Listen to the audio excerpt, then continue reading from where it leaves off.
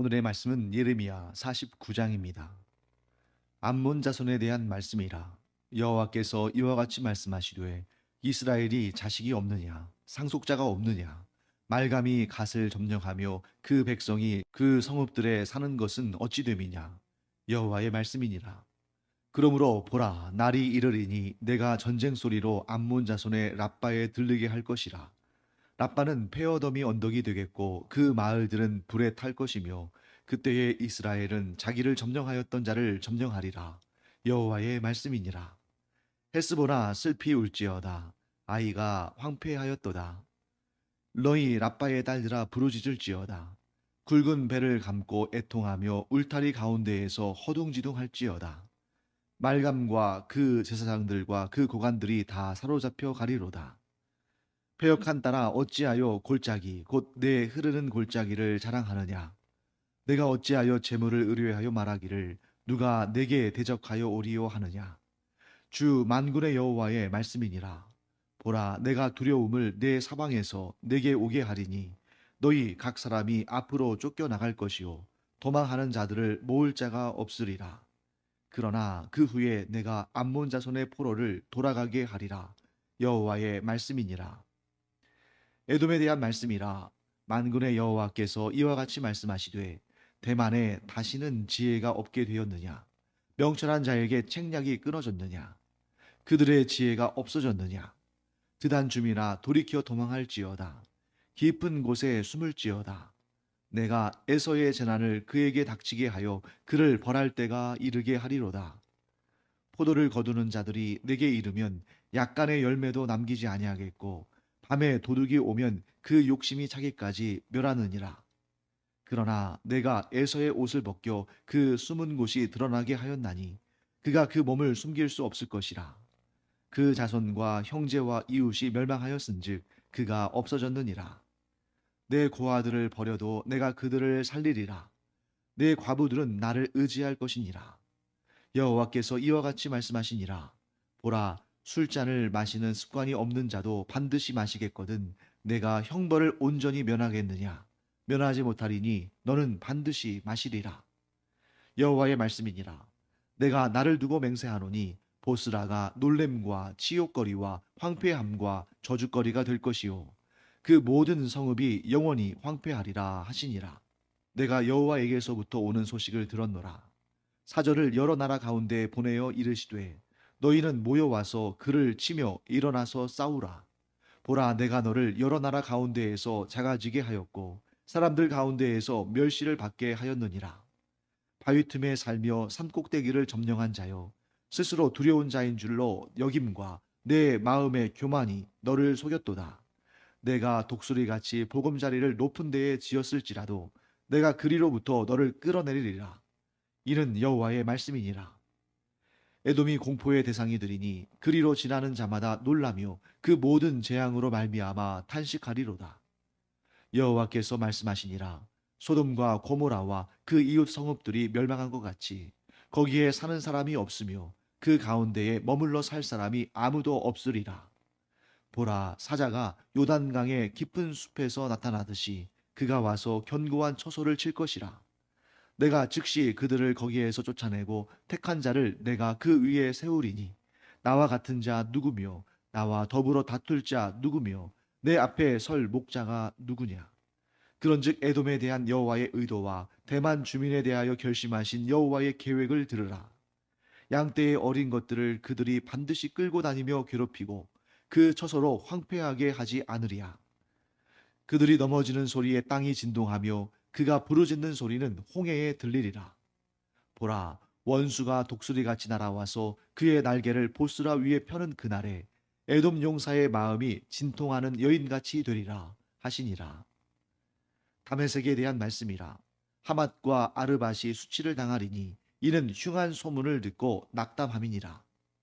바닷가에서 비틀거리며 평안이 없도다. 다메섹이 피곤하여 몸을 돌이켜 달아나려 하니 떨림이 그를 움켜잡고 해산하는 여인같이 고통과 슬픔이 그를 사로잡았도다. 어찌하여 찬송의 성읍 나의 즐거운 성읍이 버린 것이 되었느냐. 이는 만군의 여호와의 말씀이니라. 그런즉 그날에 그의 장정들은 그 거리에 엎드러지겠고 모든 군사는 멸절될 것이며 내가 다메섹의 성벽에 불을 지르리니 베나닷의 궁전이 불타리라. 바벨론의 느부갓네살 왕에게 공격을 받은 게달과 하솔 나라들에 대한 말씀이라. 여호와께서 이와 같이 말씀하시되 너희는 일어나 게달로 올라가서 동방 자손들을 황폐하게 하라. 너희는 그들의 장막과 양떼를 빼앗으며 휘장과 모든 기구와 낙타를 빼앗아다가 소유로 삼고 그들을 향하여 외치기를 두려움이 사방에 있다 할지니라. 여호와의 말씀이니라. 하솔 줌이라 도망하라. 멀리 가서 깊은 곳에 살라. 이는 바벨론의 느부갓네살 왕이 너를 칠 모략과 너를 칠 계책을 세웠음이라. 여호와의 말씀이니라. 너는 일어나 고요하고도 평안히 사는 백성 곧 성문이나 문빗장이 없이 홀로 사는 국민을 치라. 그들의 낙타들은 노략물이 되겠고 그들의 많은 가축은 탈취를 당할 것이라. 내가 그 살적을 깎는 자들을 사면에 흩고 그 재난을 여러 곳에서 오게 하리라. 여호와의 말씀이니라. 하솔은 큰 뱀의 거처가 되어 영원히 황폐하리니 거기 사는 사람이나 그 가운데에 머물러 사는 사람이 아무도 없게 되리라 하시니라. 유다 왕 시드기야가 즉위한 지 오래지 아니하여서 엘람에 대한 여호와의 말씀이 선지자 예레미야에게 임하여 이르시되 만군의 여호와가 이같이 말하노라. 보라, 내가 엘람의 힘에 으뜸가는 활을 꺾을 것이요 하늘의 사방에서부터 사방 바람을 엘람에 오게 하여 그들을 사방으로 흩트리니 엘람에서 쫓겨난 자가 가지 않는 나라가 없으리라. 여호와의 말씀이니라. 내가 엘람으로 그의 원수의 앞 그의 생명을 노리는 자의 앞에서 놀라게 할 것이며 내가 재앙 곧 나의 진노를 그들 위에 내릴 것이며 내가 또 그 뒤로 칼을 보내어 그들을 멸망시키리라. 내가 나의 보좌를 엘람에 주고 왕과 고관들을 그곳에서 멸하리라.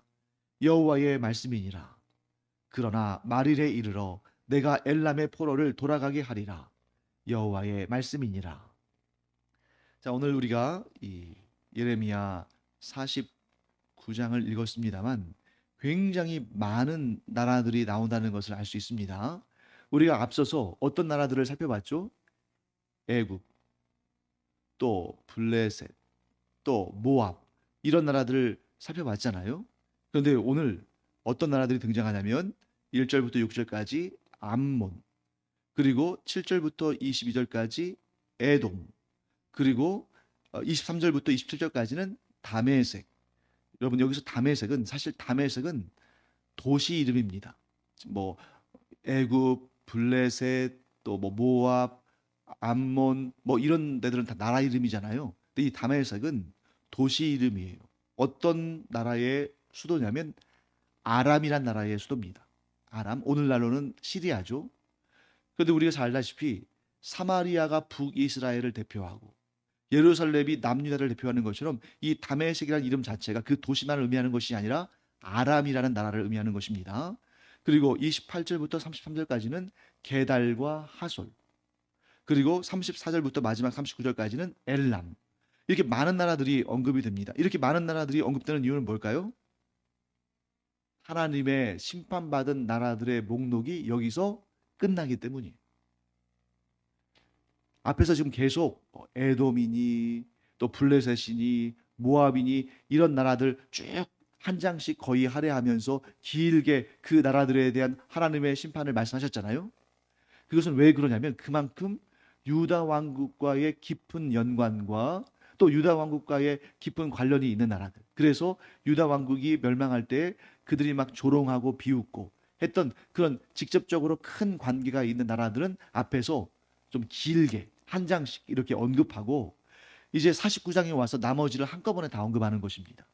그리고 나서 예레미야 50장과 51장, 마지막 장이 52장이잖아요. 52장은 이제 이스라엘의 역사에 대한 하나님의 예언의 말씀을 담아 놓으신 것이고 그 앞에까지 이제 이 주변 나라들 바벨론 제국에 의해서 멸망당할 유다 왕국의 주변 나라들에 대해서 말씀하는데 그 49장이 마지막으로서 그 나머지 나라들에 대해서 말씀하고 50장과 51장은 거대한 제국, 하나님께서 도구로 사용하셔서 유다 왕국뿐만 아니라 그 주변 나라들까지도 다 멸망케 하시는 그 하나님의 도구인 바벨론마저도 하나님의 심판을 받고 망할 것을 50장과 51장에서 예언되고 있습니다. 자, 그러니까 오늘은 뭐예요? 주변 나라들. 그러니까 상대적으로 어떻겠습니까? 좀 크지 않거나 혹은 남유다 왕국과의 관계가 밀접하지 않거나 이런 나라들, 부수적인 그런 나라들에 대한 메시지입니다. 자, 먼저 1절부터 6절까지는 암몬에 대한 하나님의 심판이 선포되어 있죠. 자, 여기에 대해서 뭐라고 말씀하시냐면 1절 말씀 보시면 이스라엘이 자식이 없느냐, 상속자가 없느냐. 왜 이 말씀을 할까요? 자, 자식이 있고 상속자가 있으면 어떻게 될까요? 일단 이 당시에 하나님께서 주시는 그 가문의 기업이 있잖아요. 자, 하나님께서 하나님의 백성들에게 주시는 그 가문의 기업이 뭡니까? 땅이죠. 그런데 이스라엘에 자식이 없고 상속자가 없으면 제일 먼저 뭐가 되겠어요? 그 땅이 비겠죠. 그런데 이스라엘에게 자식이 있고 상속자가 있으면 그 땅은 이스라엘 자손들이 지켜나가야겠죠. 그런데 이스라엘에 자손들이 있고 상속자가 있는데, 그래서 하나님께서 그들에게 주신 땅을 그들이 기업으로 이어가야 되는데 암몬이 그 땅을 차지했다는 것입니다. 암몬이 그 땅을 차지했대요. 그러니까 지금 암몬 자손이 행한 악은 뭐냐면 이스라엘의 땅을 차지해서 마치 자기 땅인 것처럼 하나님께서 이스라엘에게 주신 땅을 빼앗았다는 것이고, 1절 좀 후반부를 보시면 이런 내용 나오죠. 말감이 갓을 점령하며, 이 말감은 뭘 의미합니까? 암몬 자손들이 섬기는 우상신이거든요. 이 말감이 암몬 자손의 상징을 가지고 있는 거죠. 암몬 자손이 갓을 점령하며. 자, 여러분, 갓은 어디입니까? 갓은 사람의 이름이기도 하지만 어떤 지파가 차지한 땅을 말하는 거죠. 자, 여러분, 우리가 여호수아서를 읽을 때, 출애굽기 지나서 여호수아서 읽을 때 그 사이에 어떤 사건이 발생하냐면 모세가 이스라엘 백성들을 데리고 쭉 가나안 동쪽에 있는 그 요단강 동쪽에 있는 모압 평지에서 이제 마지막으로 인생을 마무리하면서 하나님의 말씀을 가르치잖아요. 그 내용이 신명기에 나오는데, 그 신명기를 기록하기 전에 어떤 사건이 있냐면 아모리의 두 왕 시온과 그 아모리 왕들이 그 요단강의 동쪽을 차지하고 살았잖아요. 그 아모리 동쪽의 땅들을 전쟁을 해가지고 거기를 빼앗습니다. 그리고 그 땅을 누구에게 할당해 줍니까? 루벤과 갓과 므낫세 반지파에게 할당을 해줘요. 그러니까 루벤과 갓과 므낫세의 반지파, 므낫세의 반지파라고 이야기하는 이유는 뭐냐면 나머지 반지파는 요단강 서편의 가나안 땅에서 기업을 상속받거든요. 근데 그 중에서 이 요단강 동편에 있는 이 땅, 아모리 족속들이 차지하고 있던 땅을 하나님께서 두 지파 반에게 주시는데, 그 중에 하나 갓 지파의 땅을 누가 점령했다는 것입니까? 암몬 자손이 점령했다는 것입니다. 자, 그러면 여러분 보시죠. 하나님께서 갓 지파에게 주신 땅을 암몬 자손이 들어와서 그 땅을 점령하고 있다면 하나님의 소유를 빼앗은 거잖아요. 왜? 하나님의 백성들이 소유한 땅은 하나님의 것이니까. 그래서 하나님께서 그 죄를 물으시는 것입니다. 자, 그리고 나서 이제 아주 중요한 말씀이 나옵니다. 암몬 자손을 심판하시는 이유가 뭐냐? 이렇게 하나님의 것을 도둑질하고 하나님의 것을 빼앗은 것도 있지만 또 한 가지가 있습니다. 4절 말씀. 우리 4절 말씀 한번 읽어볼까요? 패역한 딸아 어찌하여 골짜기 곧 내 흐르는 골짜기를 자랑하느냐? 내가 어찌하여 재물을 의뢰하여 말하기를 누가 내게 대적하여 오리요 하느냐? 자, 여러분 여기 보실 때 암몬 자손이 하나님의 책망을 받고 하나님의 징계를 받는 이유 중에 하나가 그들이 골짜기를 자랑했기 때문입니다. 자, 이 말씀을 딱 볼 때 골짜기를 자랑한다. 그러면 뭐 이 암몬 자손의 땅이 굉장히 좋은 골짜기, 그러니까 풍경이 좋은 그런 좋은 산세를 가지고 있나? 하고 생각할 수 있습니다만 여기에서 골짜기는 그런 의미가 아니라 상징성을 띠고 있겠죠. 그럼 여러분, 이 골짜기가 상징하는 것이 무엇일까? 성경에서 이런 해석이 나올 때는 특히 이런 시적인 표현들로 사용될 때는 어떤 방식을 주로 사용하냐면 하나의 주제를 가지고 서로 다른 소재로 반복해서 설명함으로 강조적인 효과를 거둡니다. 자, 그러면 여기에서 골짜기가 무엇인지를 우리가 알기 위해서는 이 구절 내에서 또한 병행하여 사용되어지는 같은 의미를 담은 다른 소재, 다른 단어를 찾으면 되겠죠. 자, 여기서 골짜기와 같은 의미로 사용되어진 다른 단어를 사전에서 한번 찾아볼까요? 어떤 단어겠습니까? 재물이겠죠. 재물이라고 하면 훨씬 더 이해하기가 편하겠죠. 자, 그러면 여러분, 재물과 골짜기가 같은 주제를 다루는 서로 다른 단어라면 골짜기에는 이 재물의 특성이 있다는 것일 것이고 그것을 이 암몬 자손들이 자랑했다는 거겠죠. 자, 그럼 골짜기와 재물의 공통적인 특성은 뭘까요? 이 두 가지가 같은 주제를 다루고 있으니까 골짜기와 재물이 갖는 공통적인 특성, 그것은 흘러가 버리는 것입니다.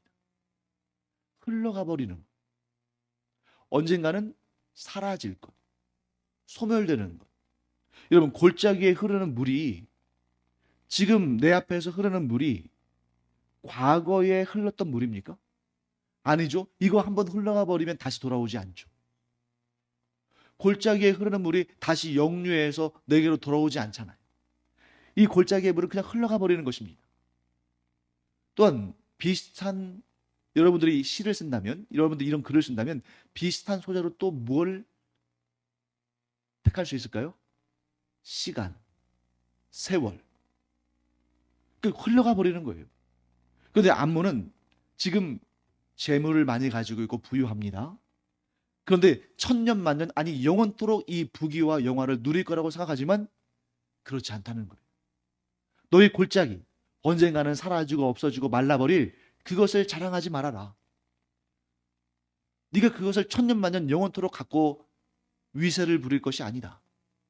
너는 영원한 하나님, 영원토록 변치 않으시고 영원토록 소멸되지 않으시는 하나님을 의지해야지, 왜 그렇게 지금 당장은 너를 윤택하게 할지 모르지만 언젠가는 사라지고 없어질 그것들을 자랑하느냐, 이렇게 말씀하는 거죠. 암몬은 자기의 골짜기를 자랑했습니다. 자기의 재물을 의뢰했어요. 언젠가는 사라지고 없어질 것들, 영원하지 않은 것들을 의지하다가 결국 하나님의 심판을 받습니다. 자신들이 지금 소유한 것들이 계속될 줄로 생각하고 자신을 침략할 자가 없을 거라고 생각했어요. 그러나 하나님은 결국 그들의 교만을 꺾으시고 하나님의 심판을 그들에게 내리십니다. 자, 그 다음에 7절부터 22절까지는 조금 더 길죠. 에돔에 대한 예언의 말씀인데요. 자, 그러면 에돔은 뭘 자랑하다가 하나님께 멸망을 당했을까요? 자, 에돔과 관련해서는 이런 내용이 나옵니다. 지혜와 명철을 자랑했다. 그런데 여러분, 지혜와 명철, 에돔은 지혜와 명철을 자랑했어요. 그런데 지혜와 명철은 사실 무엇을 이루어야 됩니까? 자신을 보호할 수 있어야 돼요. 자, 아무리 지혜롭고 아무리 명철하다 할지라도 자기 자신을 보호하지 못한다면 그 지혜와 명철은 아무런 소용이 없죠. 기본적으로 내가 지혜를 가지고 명철을 가지고 내가 돈을 많이 벌고 세력을 확장하고 다른 나라들을 다 거느리고 이런 것도 좋지만 기본적으로 자기 자신을 지키지 못한다면 그 지혜와 명철은 아무 소용 없는 거죠. 그런데 에돔은 자기를 지키지 못했습니다. 그러니 에돔이 자랑하는 그 지혜와 명철은 아무 소용도 없는 것이죠. 어떻게 자신을 지키지 못했는가? 우리 16절 말씀 볼까요? 16절 말씀 보시면 이런 내용 나옵니다. 바위 틈에 살며 산 꼭대기를 점령한 자요. 자, 이 뭘 의미할까요? 일단 여러분, 이게 상징적인 의미이기도 하지만 천혜의 요새, 안전한 곳 이런 의미를 가지고 있지만 실제로도 에돔은 그렇게 천혜의 요새 가운데 있었습니다. 높은 산과 골짜기가 있어서 자, 높은 산 꼭대기에 성을 지으면 어떤 장점이 있어요? 경계가 용이하죠. 외적이 쳐들어올 때 즉각적으로 발견할 수 있잖아요. 또 한 가지는 뭐가 있습니까? 자신들은 산 꼭대기에서 자리 잡고 있는데 그 적군은 저 밑에서부터 산 꼭대기까지 이렇게 걸어 올라와야 되니까 얼마나 힘들겠어요. 그러니 이런 것을 두고 우리가 뭐라고 말합니까? 천혜의 요새다. 이렇게 말합니다. 근데 문제는 뭐예요? 자, 에돔과 관련해 가지고 여러분들 쭉 읽으실 때에 거기에서 우리가 어떤 내용을 보게 되냐면 22절 말씀 볼까요? 보라, 원수가 무엇처럼 날아와서요? 독수리처럼. 이 사람들이 착각하고 있는 게 하나 있었어요. 알지 못하는 게 하나 있었습니다. 사람들이 걸어 올라오거나 뛰어 올라오면 그들이 체력을 다 소진하고 그들을 잘 경계할 수 있기 때문에 자신들이 유리하고 자신들은 그러므로 멸망하지 않을 거라고 생각했는데 하늘에서부터 오는 공격은 깨닫지 못한 겁니다. 자신들이 바위 틈에 살며 산 꼭대기를 점령했다고 막 스스로 교만하게 그렇게 우리가 우리의 미래를 이렇게 안전하게 만들 수 있다라고 말했는데 하나님께서 바벨론을 들어 사용하실 때 그들을 무엇처럼 날아왔습니까? 독수리처럼. 그래서 그 날개를 보스라 위에, 이 보스라는 이 에돔의 주요 도시죠. 그 위에 날개를 펼치듯이 펴서 그들을 무너뜨린다는 것입니다. 그날의 이 에돔 용사, 이와 힘이 강한 그런 용사, 그 남자들의 마음이 진통하는 여인같이 두렵고 고통스러운 그런 역사를 보게 된다는 것이죠. 그들은 가장 높은 요새에 자리 잡았지만 하나님은 독수리가 먹이를 접치듯이 바벨론을 사용하셔서 애굽을 높은 곳에서 떨어뜨리셨어요. 자, 높은 곳에서 떨어질수록 충격이 더 크겠죠. 여러분들 뭘 생각하시면 되냐면 독수리 한 마리가 날아서 뭐 다람쥐나 토끼 한 마리를 움켜쥔 다음에 높은 곳에 올라가서 떨어뜨리면 그 다람쥐나 그런 토끼나 이런 짐승들이 그냥 얕은 곳에서 떨어지면 도망칠 수 있지만 높은 곳에 떨어지니까 완전히 박살이 나겠죠. 그런 모습을 이러한 상징적인 용어들을 통해서 보여주신 것입니다. 그 다음에 23절부터 27절까지는 다메섹에 대한 심판이죠. 이 다메섹은 실제로 역사상 가장 오래된 도시들 중 하나로 유네스코 기록에 기록되어 있습니다. 그래서 이 다메섹, 오늘날도 존재하잖아요. 시리아의 수도. 지금은 시리아의 그 내전 때문에 다 무너졌습니다만 사도 바울이 부활하신 예수님을 만나서 이 다메섹에 들어가 가지고 눈을 떴잖아요. 전 세계에서 가장 오래된 도시 중에 하나입니다. 근데 그것도 하나님께 심판을 받았죠. 아람 전체가 하나님께 심판을 받은 것입니다. 역사적으로 그렇게 유구하던 도시. 그래서 사람들이 바라보면서 참 아름답다, 위대하다 했던 그런 도시와 나라가 완전히 무너져 버린 거죠. 하나님의 심판을 받은 것입니다. 자, 28절부터 33절까지는 게달과 하솔이 나와요. 상대적으로 이 게달과 하솔은 여러분들이 보시기에 좀 익숙하지 않은 그런 곳이죠. 여기는 어디냐면 홍해 동편에 위치한 아라비아 사막 있죠. 오늘날 사우디아라비아. 오늘날 사우디아라비아의 땅에 속하는 사막에 있는 곳들입니다. 그 다음에 엘람, 34절부터 39절까지는 엘람이 나오죠. 이 엘람은 어디냐면 티그리스 유프라테스 강의 하류에 위치한, 그러니까 페르시아만, 여러분 페르시아만 들어보셨죠? 이란이 장악하고 있는, 그래서 이 페르시아만의 분쟁이 일어나면 세계의 유가가 막 올라가잖아요. 그러니까 오늘날 이란에 위치한 곳이에요. 바벨론은 오늘날로 따지면 이라크 지역에 위치합니다. 엘람은 오늘날 이란 쪽에 위치하고 있어요. 자, 이 지역들 보십시오. 이란, 사우디아라비아, 또 시리아, 남유다 왕국의 입장에서 보면 상당히 먼 곳에 있잖아요. 그런데 이런 나라들을 언급하시는 이유는 뭐냐면 바벨론이 얼마나 넓은 지역을 정복했는지를 보여주는 거예요. 자, 만약 여러분 오늘날도 이 이라크가 있잖아요. 바벨론의 주로 그들이 주로 주둔한 곳이 오늘날로 따지면 이라크인데, 오늘날 만약에 이라크가 이란을 점령했다고 생각해 보세요. 거기다가 시리아, 레바논, 이스라엘, 요르단. 왜냐면 모압, 암몬, 에돔 이쪽은 또 요르단이잖아요. 요르단. 거기다가 하솔, 사우디아라비아까지. 그러니까 이 지중해 동편에 있는 아시아, 우리가 보통 중동이라고 말하는 이 지역을 다 차지한 것입니다. 거기다 어디까지? 애굽까지. 실제로 바벨론은 지도상에서 보면 튀르키예, 이라크, 이란, 또 시리아, 레바논, 이스라엘, 요르단, 그리고 사우디아라비아, 이집트까지 다 점령했어요. 얼마나 거대합니까? 그런데 오늘 본문의 말씀에서 애굽에서부터 시작해서 오늘 이 마지막 엘람에 이르기까지, 이 서아시아와 북아프리카에 이르기까지 이 모든 지역을 바벨론이 다 지금 점령했잖아요. 그런데 분명히 하나님께서는 예레미야를 통해서 뭐라고 말씀하십니까? 이 역사가 하나님께서 그 우상을 섬기는 나라들, 그 교만한 나라들을 심판하신 것이다. 이렇게 말씀합니다. 반면에 세계사에서는 이 내용들이 기록되어 있을까요? 되어 있지 않을까요?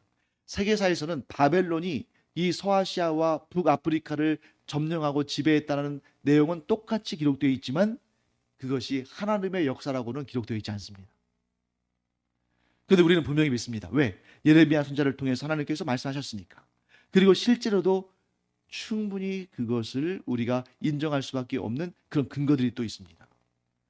여러분, 바벨론은 역사상 가장 넓은 영토를 지배한 제국들 가운데 하나예요. 이런 제국들이 그렇게 흔하진 않습니다. 그런데 그런 제국들이 거의 이 동아시아 지역을 제외하고는 대부분 다 성경에 기록되어 있습니다. 굉장히 넓은 영토를 지배한 제국들, 성경에 나오는 제국들을 보시면 일단 애굽이 있겠죠. 그 다음에 바벨론 이전에 서아시아 지역을 점령했던 아시리아가 있겠죠.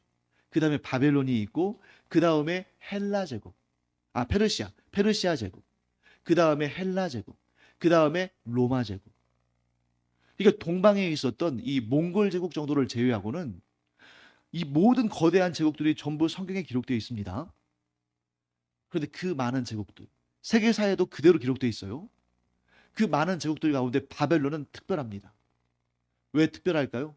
더 강하고 더 오래 존속했기 때문에 특별할까요? 아니요. 강하기는 했는데 금방 망해버렸어요. 이 바벨론이라는 제국이 불꽃처럼 확 솟아올랐다가 확 꺼져버립니다. 바벨론이 언제 존재했던 나라냐면, 바벨론은 구바벨론, 신바벨론, 세계사에서는 구바벨로니아, 신바벨로니아 이렇게 되어 있는데, 구바벨로니아는 여러분 잘 아시다시피 이 함무라비 법전 아시죠? 그 법전과 관련되는 나라인데 주전 1500년에서 1700년 그 사이쯤에 존재했던 나라예요. 그러니까 이 구바벨로니아는 어느 때의 역사와 관련이 있냐면 출애굽 역사와 관련이 있습니다. 그 이전에 아브라함과도 관련이 있습니다. 하지만 여기 이 유다 왕국의 멸망과 관련된 역사는 신바벨로니아예요. 근데 이 신바벨론 제국은 주전 626년부터 주전 539년까지, 주전 626년부터 주전 539년까지 약 87년 동안 존재를 했어요. 느부갓네살 왕의 아버지 때부터 느부갓네살 왕의 아들 때까지.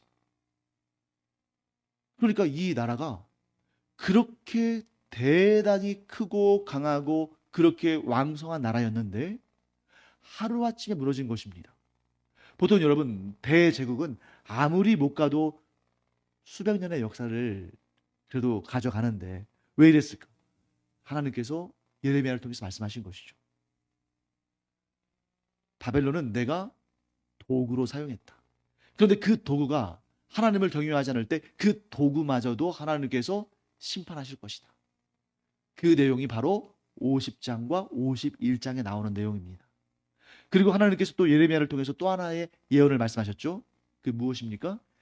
70년 후에 내가 포로로 끌려간 이스라엘 민족과 성전에서 그들이 전리품으로 가져간 것들을 다시 예루살렘으로 돌아오게 할 것이다. 그래서 느부갓네살 왕이 침략한 그때로부터 70년 후에 주전 539년에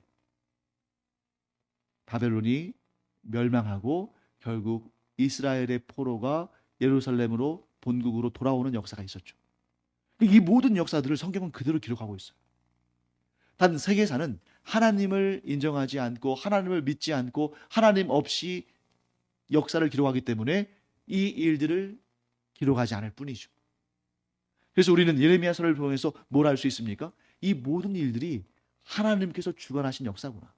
하나님을 믿지 않는 사람들은 무슨 헛소리냐고 할지 모르지만 하나님을 믿는 자들이 하나님의 그 역사를 보면 인정할 수밖에 없는 그런 내용들을 담고 있는 것입니다. 그래서 이 세상은 두 종류의 사람들로 나뉘겠죠. 하나님을 믿지 않음으로 말미암아 이 세상의 역사가 우연히 그렇게 된 것으로 보는 사람들이 있고, 다른 한 부류의 사람들은 어떤 사람들입니까? 우리와 같이 하나님을 믿음으로 말미암아 이 모든 역사는 하나님께서 주관하시는 역사. 하나님께서 세계의 역사를 주관하시는데 우리의 인생을 주관하지 않으시겠습니까? 우리의 인생을 주관하시는 하나님만을 섬기고 하나님만을 의지하고 하나님께만 의뢰할 때 그의 인생이 복된 인생이다 하는 것을 꼭 기억하는 우리가 되기를 간절히 축원합니다. 기도하겠습니다. 하나님, 오늘 이 예레미야 49장을 통해서 온 세계 모든 역사를 주관하시는 하나님에 대한 우리의 믿음을 다시 한번 굳건히 붙잡습니다. 이 믿음 절대로 흩어지거나 사라지지 않게 하여 주시옵시고, 그 골짜기의 물처럼 흘러가 버리고 없어지는 것이 아니라 영원한 믿음, 영원한 확신이 되게 하여 주시옵시고, 이 믿음 지켜주셔서 저희가 이 땅에서 우리의 인생 종일토록, 우리의 인생 끝나는 날까지, 또 전국에서 영원토록 하나님만 섬기며 하나님만을 의지하며 하나님의 은혜와 복으로 충만한 저희들 되게 하여 주시옵소서. 감사드리며 예수님의 이름으로 축복하며 기도합니다. 아멘.